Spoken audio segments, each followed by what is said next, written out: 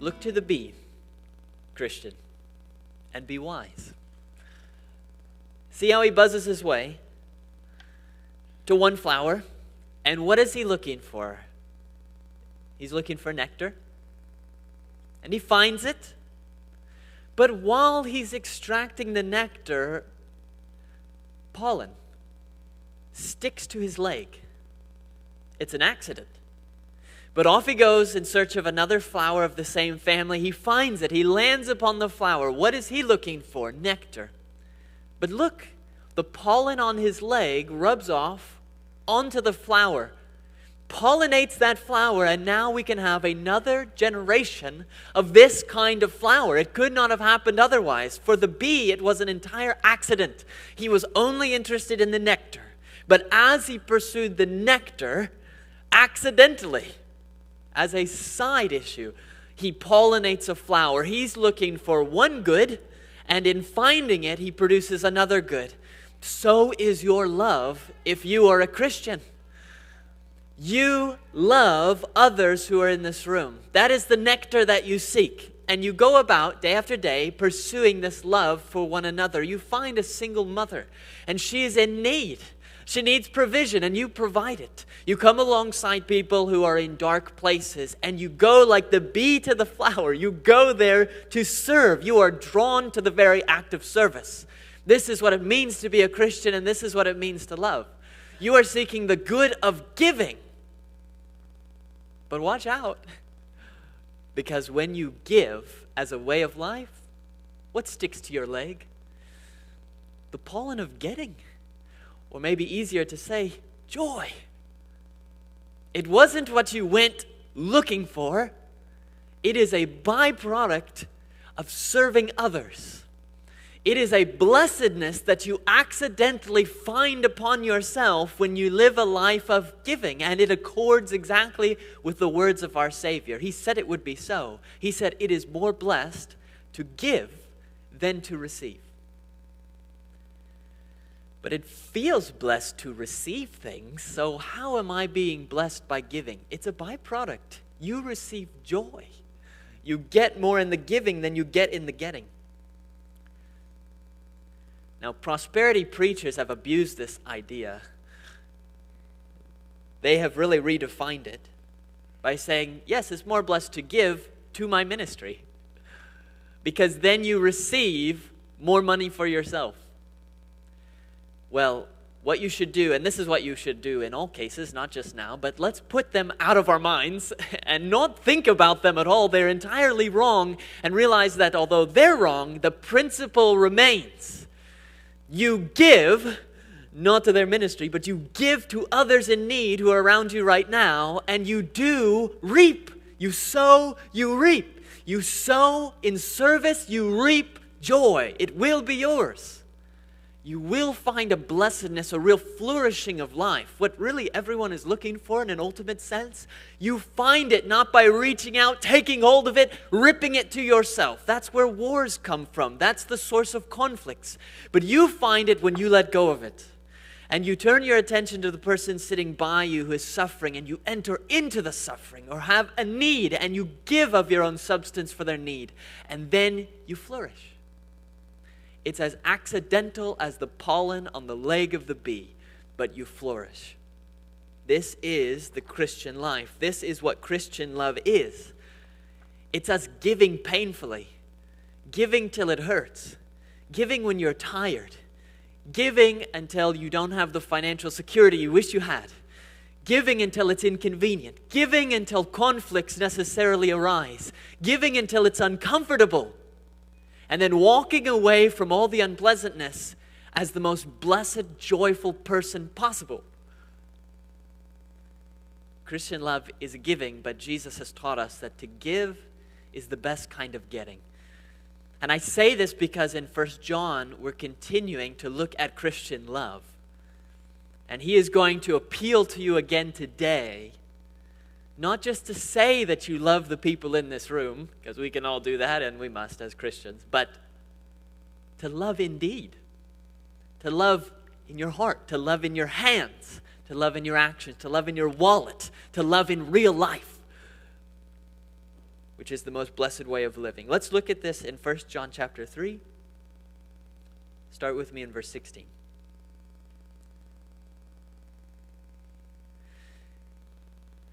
By this we know love, that he, Jesus, laid down his life for us. And we ought to lay down our lives for the brothers and sisters. But if anyone has the world's goods and sees his brother in need, yet closes his heart against him, how does God's love abide in him? Little children, let's not love in word or talk, but in deed and in truth. We began this long section here in this chapter, which is entirely on love, back in verse 11. And we're not going to reach the end of this section on love until the end of this chapter. So it's a very long section all about our love for each other. And we saw last week how not to love each other, not like Cain, who was a murderer. So don't hate each other, love each other.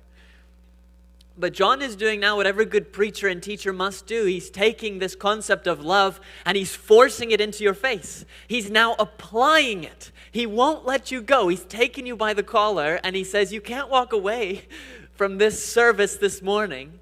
You can't walk away and think that was a very lovely sermon and do nothing about it.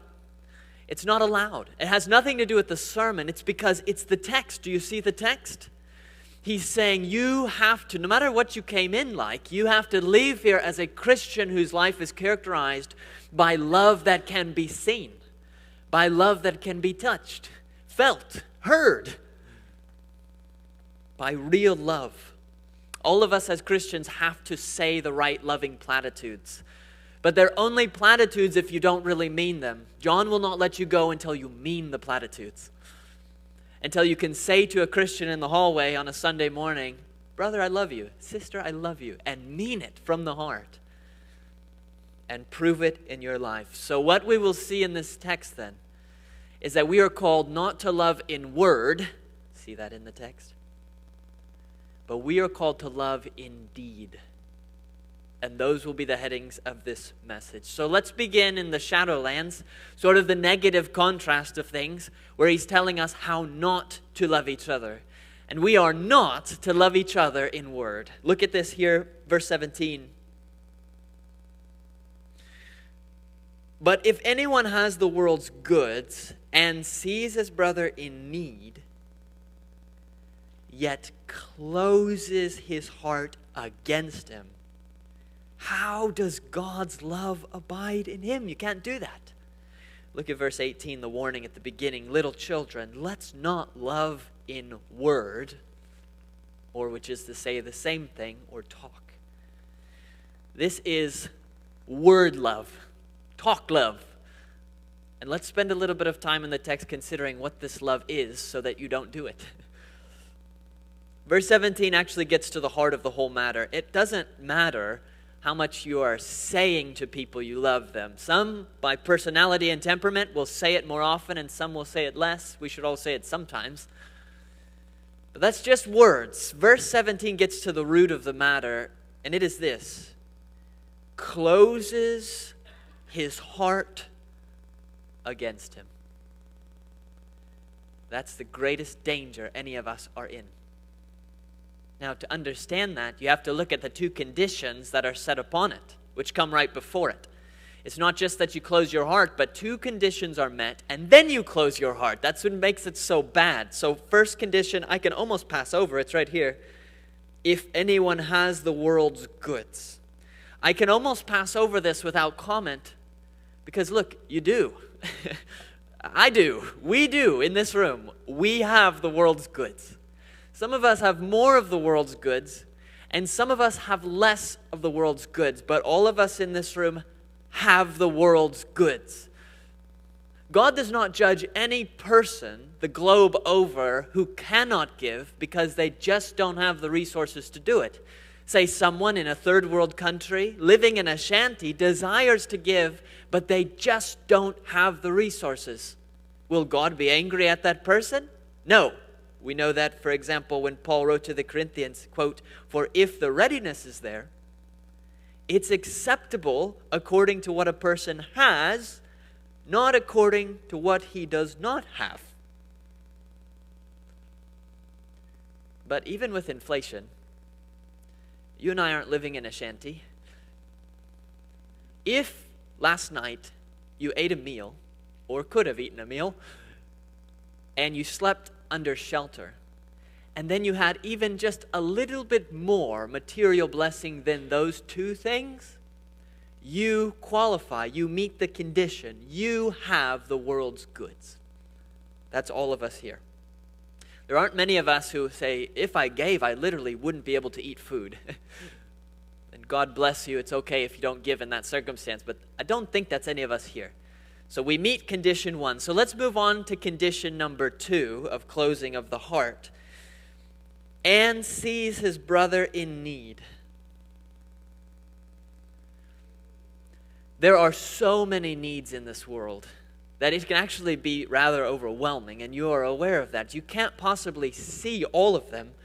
It's a time-honored tradition of mothers everywhere in America to talk to their children about those children in Africa who are starving, who would love to eat the chicken nuggets that are half eaten on their plate. Every charity, every ministry, every Christian conference that you go to, booth by booth by booth, they're meeting needs somewhere, someplace on the globe.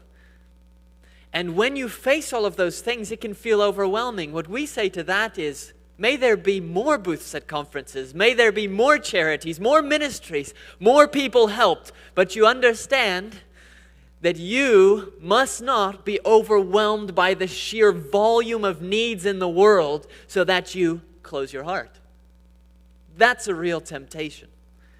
We have access to so much technology, so much information today, that it's easy to think, even just in Evansville, how many needs there are. And then to be tempted to close your heart. You're overwhelmed, you're paralyzed by all of it, and you stop. To you, John says, look, condition number 2. You see your brother in need.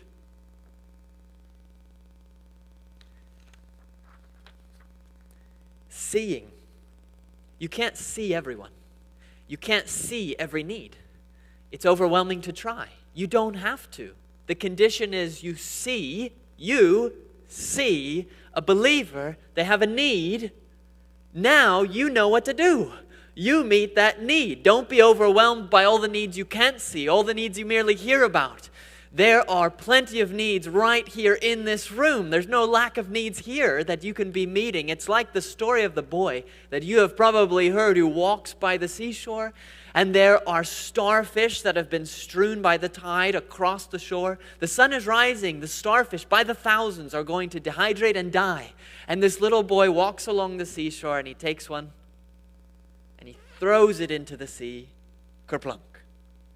And he walks a little way, and he takes another one, and he throws it into the sea, kerplunk. And an older man who's on the beach sees the boy doing this and says to the boy, "What are you doing?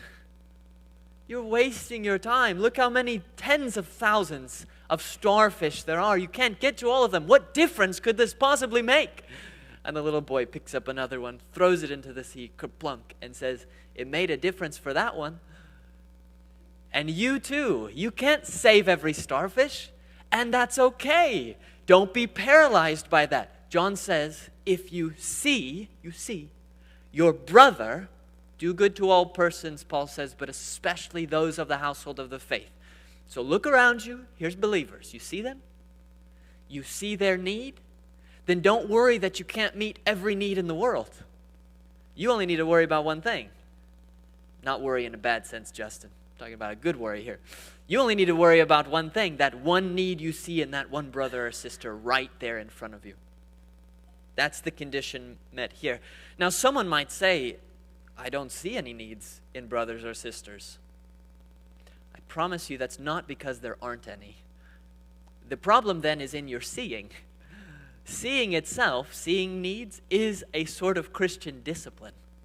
It requires first of all that you be near enough to believers to find out what their needs are. Usually, a Christian's not going to meet you for the first time in the hallway here and tell you, by the way, these are the needs I have.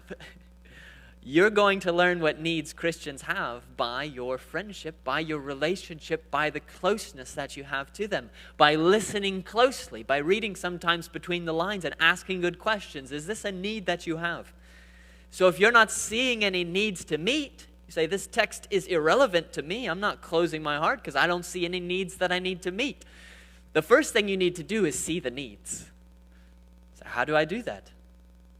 Are you in a small group? Why don't I just encourage you, just join a small group. Just do it. You could go out here. We even have a ministry desk now that's been put together. Go to that ministry desk, and there's a list of small groups. You can join it because it's sometimes difficult on a Sunday morning to get to know people closely. You're talking, but it's sometimes in passing. You've got to get your kids. Go join a small group and get to know people. See them every week. Live your life with them. You say, well, I'm not free on Tuesday night. Oh, great. We have them on Sunday. We have them different times. Why don't you join the ladies' study that's going to start up Thursday mornings, Thursday evenings, again, different times? You will get to know people. You'll see their needs, and then you can meet them. Say, I'm not a woman, I'm a man. Well, join the men's ministry and go Thursday morning a bit earlier, and there's a study. Get to know them, see their needs. I can't make every Thursday morning. We have a once-a-month men's study taking place. I can't make it once a month. Then just text somebody and meet them at a coffee shop and ask them, what do you need? But you're going to have to see the brother in need. And if you only come Sunday morning and then you leave here very quickly and you go home and you come next Sunday, you're not going to see your brother in need. So you might think, I'm obeying this text. I'm not closing my heart. You already closed your heart. You never opened it to begin with. So the second condition here is we do have to see our brothers in need. Now, I'm kind of getting ahead of myself because we're supposed to still be talking about the negative here, even if I give some positive application. It is a negative here, which is closing the heart. So if you have the world's goods, you do. Get involved enough that you see your brother's needs, your sister's needs. Okay, you see them. Now here is the great danger. This is the sort of love which you must disavow, which you must never touch. You must never have. You close your heart against that brother or sister in need. Heart disease, it's the leading cause of death in America. And because of that, many of us are aware of the factors of heart disease. We're aware of things like high cholesterol. We're aware of high blood pressure. We don't want our arteries to close. This is a disease 1,000,000 times worse than heart disease. Don't worry about as much your arteries closing as your very heart closing. This is the murderous, wasting disease that John is calling you to avoid with all the powers you have. Do not close your heart against a brother or a sister who is in need. John says right here in this verse that proof of God's love being in you is that your heart stays open toward believers in need. That's why it's so important that you guard against trying to close your heart, that is, dampen the compassion that you may feel by the Spirit of God towards someone who is suffering or in need. Because that's God's kind of love right here poured out in your heart, expressing itself. Do not quench the Spirit of God.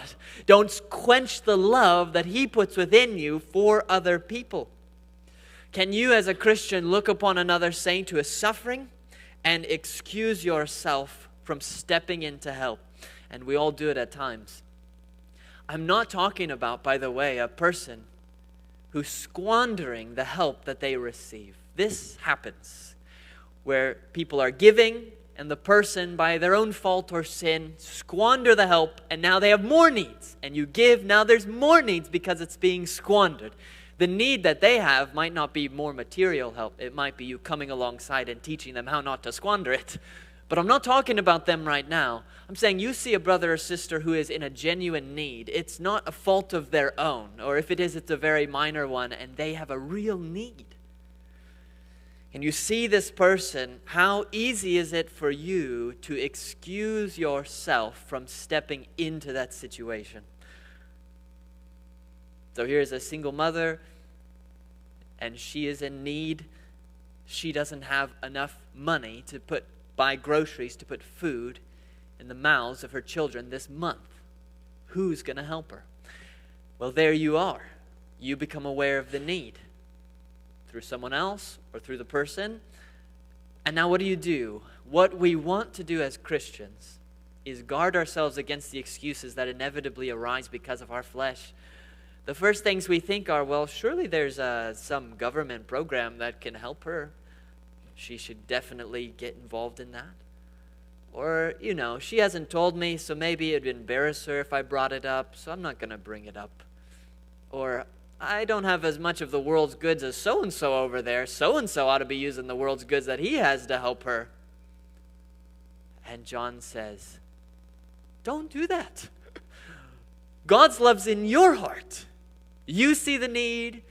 Those excuses are closing your heart against this person.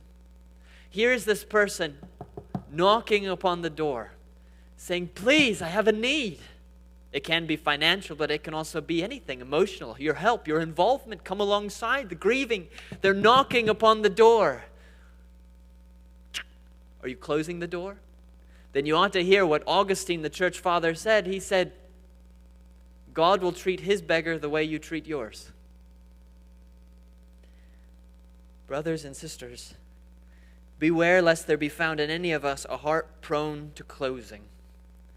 What we really want, rather, is a heart that is thrown completely open to the needs of the entire world, but first, of course, to those who are closest to us right here. Why is it that our hearts aren't always completely open? It can be that we love the things we have and we love our comforts. Well, put that to death by the Spirit. You have to get over that. You gave that up when Jesus said, if you want to follow me, take up your cross, deny yourself, and come follow me. You said yes to that? Okay, you've got to get rid of all of that.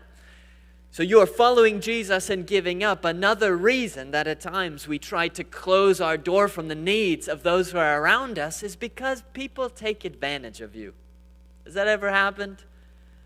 People take advantage of you. You give sacrificially and they do squander it. Or they're unappreciative. Or they come back to you time and time again because you're the one who gives. Or they use it on something that they shouldn't. And you say, never again. I'm not going to be generous like this because people take advantage. Well, if there's a clear case, okay, then work with that person. Don't waste your resources. But you cannot close the door of your heart. Close it, lock it, latch. Everybody stay out there. I'm not getting taken advantage of ever again. Or somebody hurts you. You open your heart in love to a small group, and then someone in the small group says something very hurtful. And you may confront them, and it becomes an issue. Okay. And you say, okay, close that door, lock it, latch. I'm going to go chill on the couch. I'm tired of getting involved in people's lives. They just hurt you. They betray you. And John says, are you a Christian?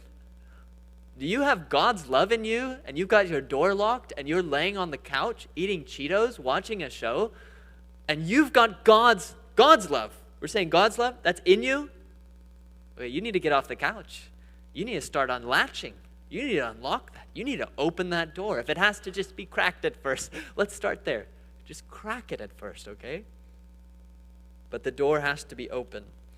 You know that if you open that door and love others like John is calling you to do, indeed, like really with your life, you would think everyone would praise that, but it's not always the case. You may be like the West Kenyan man. He was a very wealthy businessman, true story, and then gave that up to bring in orphans off the streets of Nairobi into his house. He begins bringing in dozens of these orphans. And what's the consequence as he cares for them and gives them a family? His church kicked him out. Friends came to his wife and told her, you should divorce him. he's lost his mind. If you open the door of your heart, don't hear me saying your life will be really easy and nice and pleasant, green pastures, really great. No, that's why people close the door, because it's not like that. But if God's love is in you, you will open that door. God's love is so massive, so expansive, it can't stay in so cramped a room. Either you got to get God's love out of there, or you better open a door. And John's call to you is to open the door. I'm afraid that sometimes we don't open the door to meet the needs of others as well because we're afraid we'll do it wrong. And people will see that. Here's someone grieving. They've lost a loved one. And you don't want to be the one who ends up in a pastor's anecdote about how not to comfort someone when they've lost someone, because you come and don't know what to say, and you say something foolish, and then you say, never again, close the door, lock, latch to the couch. Sometimes it's our fear of others perceiving us as not good at meeting the needs of others, and we say, well, they can't see us that way if we just don't do it. Listen, you'll be criticized no matter what you do in life. Whether you do something or you don't do something, doesn't matter. Someone has an opinion against what you did or did not do. I think instead we should take the attitude of D.L. Moody, who in the matter of evangelism, when he was criticized by how he shared the gospel, he responded to the men, well, I like the way I share the gospel better than the way you don't. And that ought to be very much our attitude at Faith Bible Church. I hope you feel a freedom to risk in meeting needs of other people and sometimes to do it wrong. It's okay. Sometimes you have to meet the needs of others and others will think you're doing it wrong and they'll be happy to tell you. Don't close the door.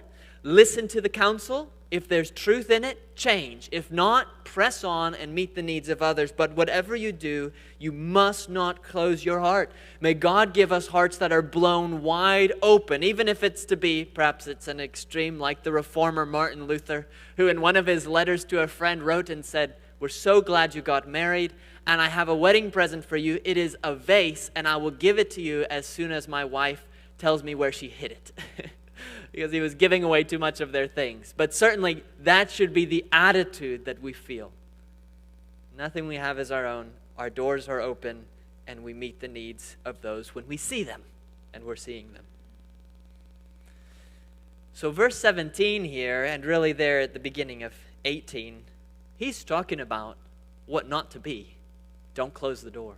Look here in verse 18 how he says it. Little children, let us not love in word or talk.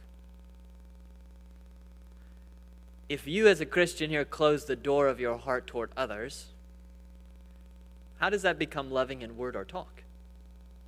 Well, because you're a Christian and you know you have to at least say that you love people. But if you've closed the door of your heart, you don't. So now what are you going to do? Everybody thinks you love people because here you are at church. Well, then you're going to at least say that you love people. You know, you feel the pressure. You have to say it. That's the Christian thing to say. But if the door of your heart is closed and you don't really love people, whoop, now we've got hypocrisy. And that's what he's talking about here. He says, don't let your love be just words, just talk that's not followed up because you don't mean it. It's like James said, if a brother or sister is poorly clothed and lacking in daily food, and one of you says to them, here's the words, go in peace, be warmed and filled. See the words? And they're gone. They did nothing. He says, without giving them the things needed for the body, what good is that? You come Sunday morning, love you, brother. Listen, good, say that. If it's not followed up with anything, any deed, James says, what good is that? Words are cheap. John is asking the same of you. Let us not love with just words, superficially painted over. No, not here. Maybe some other church, not here. The word restrains us. We cannot love that way. But that brings us, of course, to the question of how we do love. And that is where we come now in this text. We don't love in word love, but we do love in deed. Look at this in verse 18. the second part, little children, let's not love in word or talk, but let's love in deed and in truth. Now, by an accident of the development of the English language, when I say indeed, you're probably thinking, I mean indeed with no space in between. This has a space in between, but it actually works out very well, because what we mean by the word indeed, one word, is indeed and in truth. Means really. That's all that John's saying there. Let's not love just by saying, let's really love each other. So, love indeed, in the truest sense. Do you love indeed? Really? And that is the impetus as we move to really the most, am I allowed to say this? I don't want to discriminate amongst verses of the Bible, but this is a beautiful verse in the Bible. When we come to verse 16, you want to know love indeed? Here it is. By this we know love, that Jesus laid down his life for us. He didn't say, I love you, and then go to a comfortable life.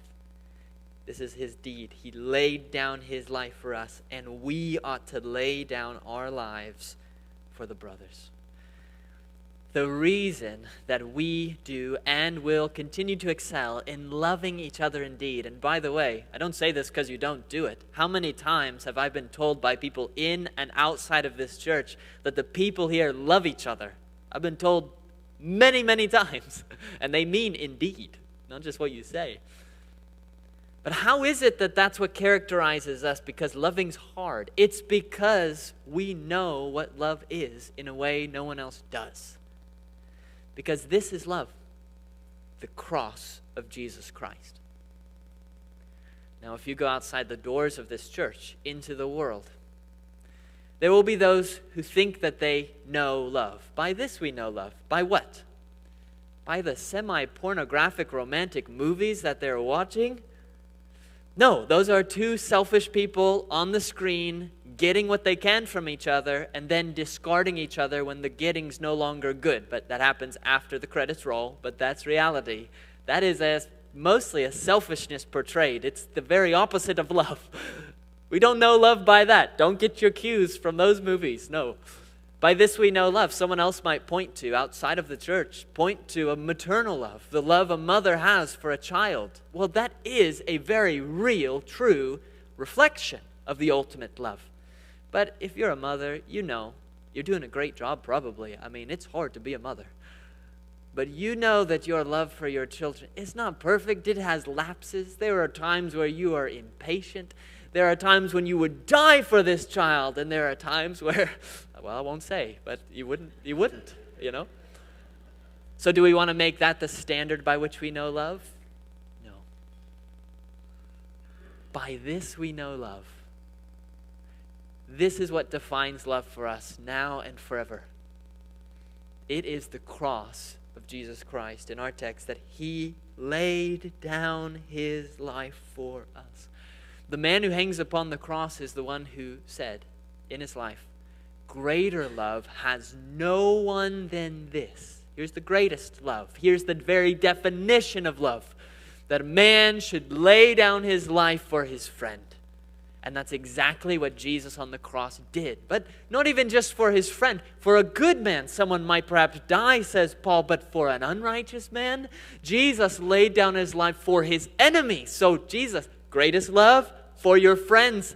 Well, here's the greater than the greatest love.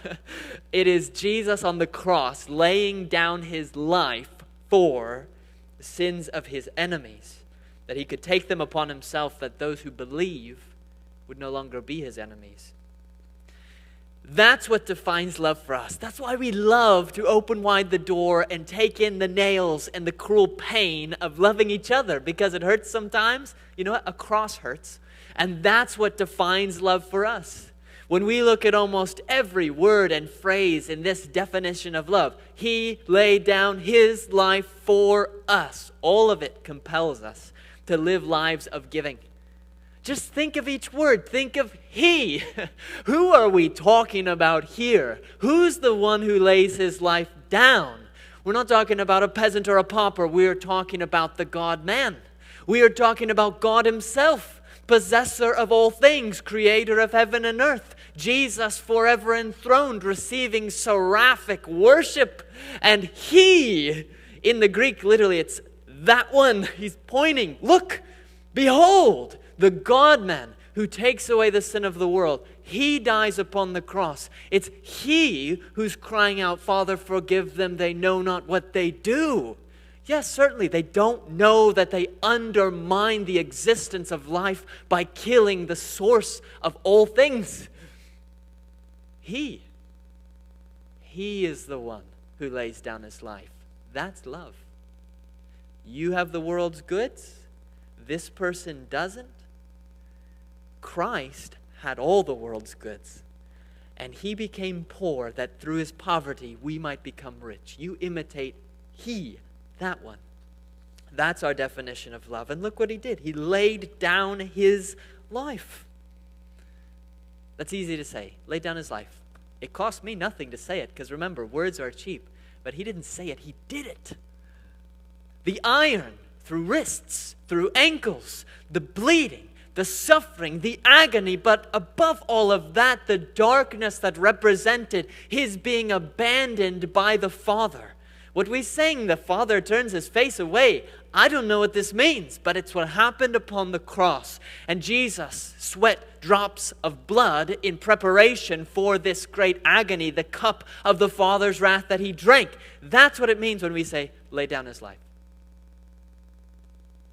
And look, it's worth stopping sometime, maybe this week in your prayers, and say, what does for mean when I say Jesus died for me? Have you ever thought of that? For certainly means he died for us as our substitute, but I think what John has here mainly in mind is Jesus died for our benefit.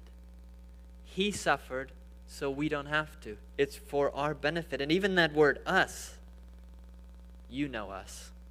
You know us. So that's the most shocking word of all. That he would lay down his life in suffering for the benefit of us. Fairly non-impressive, still wrestling with sin habits, us. That is the definition of love that we have, and it's what compels us. When we were without God in the world, we wandered about like beggars, not knowing what to do with our lives, in great need and trying to get that anywhere we could, settling for crumbs. And we come knocking on a door and it opens, and there is really the King of the land. There is Jesus himself. And as the door opens, a breeze brings the whiff of our depravity into his nostrils. We're foul outside of Christ. He's holy and pure and pristine and upright. And that comes to his face. It would be easy to just shut the door. But this is how we know love. He didn't do it. The door stayed open. The Prince of Peace throws open the doors. He looks at us just like he looked at that rich young ruler who rejected him. And it says, Jesus, looking at him, loved him. And the prince looks at the pauper on his doorway and loves him. His door is open. His heart is open. I suppose if we were to extend the metaphor, it'd be like Jesus really took the screwdriver and just removed the hinges off his door. Throw those doors away.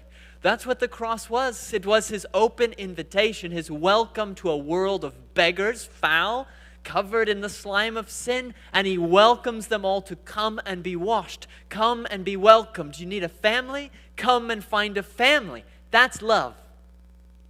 Not the rom-coms. That's love. Jesus doing that. It's Christ walking along the streets of Nairobi at night and finding that cold, shivering orphan girl of the age of 6 who's hiding under some shanty and saying, do you want a family? You want to come into a warm home? And of course she does. But she's got nothing to offer. She's got no money. She's got no parents. She has no social connection. She's got nothing. What can she give to this man asking her that? He says, you don't have to give anything. And he sweeps her up in his arms, and he walks her to his home, and he brings her in, bathes her, clothes her, She sits at his table that night trying to figure out how to use a fork to eat a meal. That's love. You see that little girl shivering there under the shanty? That's you. That's you. You have nothing to offer God. And here comes Christ with everything in the world and sees you and welcomes you in. Well, I shouldn't say that is you. That was you. And now you are part of the family of God. And now you who had no future prospects have an eternal paradise awaiting you. You who had no parent, no ultimate guardian in the universe, who were thrown out at sea, now you have God as your Father caring for you. He's thinking about that thing you're worried about that's coming up this week. He was thinking about it before you were thinking about it. He's going to take care of you, walk with you by the hand through that trial, see you through it. You have someone caring for you, and it's God. It's Christ himself, the God-man. And now that you're in that position, there's a knock at your door. And you open it up. Oh, and it does not smell good. And there's the beggar. There's the brother or sister in need, or the lost person, and they're in need. And now you have to decide what you're going to do. You have the option of closing the door, locking the latches, sitting on the couch. But do you see how incongruous that is? Do you see how weird that would be for someone like you, welcomed in off the streets, given everything? Wouldn't that be weird for you to lock the door now on the fellow beggar? No. Open the door, welcome them in. You might be someone who, and we do this even as Christians at times, we've been called to not save our life. And if anyone tries to save his life, Jesus says, you will lose it. But even once your eternal life is secured, there's still a way we try to save our life. I think that C.S. Lewis put it well when he spoke of opening the door toward the beggars who come to our door. He said, to love at all is to be vulnerable. Are you willing to do that? Love anything and your heart will be wrung and possibly be broken. If you want to make sure of keeping your heart intact, you must give your heart to no one, not even an animal. Wrap it carefully around with hobbies and little luxuries. Avoid all entanglements. Lock it up safe in the casket or coffin of your selfishness. But in that casket, safe, dark, motionless, airless, it will change. It will not be broken. It will become unbreakable, impenetrable, irredeemable. The alternative to tragedy, or at least to the risk of tragedy, is damnation.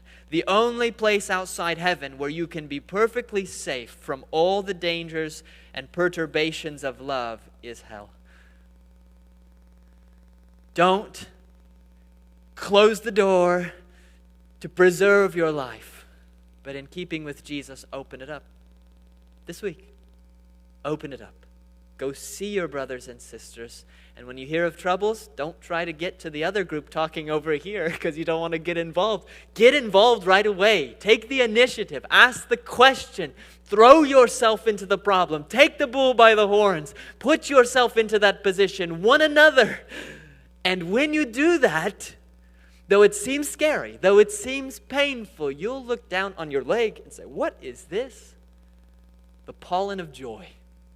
Because you will be living a flourishing, Christ-like, loving Christian life. Let's pray.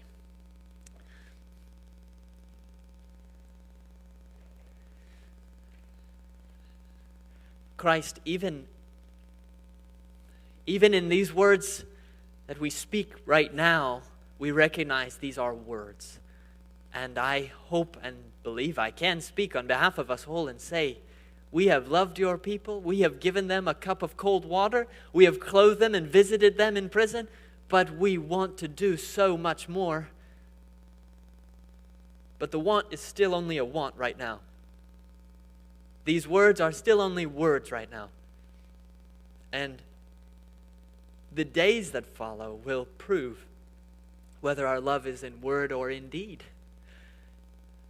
But since your love is in us, expanding, pressing against our inner boundaries of comfort, and since we have always before our eyes Christ and Him crucified, you, in the greatest display of love, the very definition of it, it's hard for me to imagine that we can succeed in latching and locking our doors for long. Compel us, Lord, press us to open them wider, to go and call in those in the hedges and the highways and to welcome them in. I pray you'd make us the sort of people who have renounced any sort of a safe life, who have long ago given that all away. Make us the sort of people who welcome risk, who treasure the pain of love, who run to and not from the hottest part of the battle, who hear of a need and throw ourselves, our souls, and all our resources into it. Help us not to be those who carefully count and plan and analyze, who carefully avoid all that is risky. Teach us instead to die upon a cross for the good of others. In Christ's name we pray it.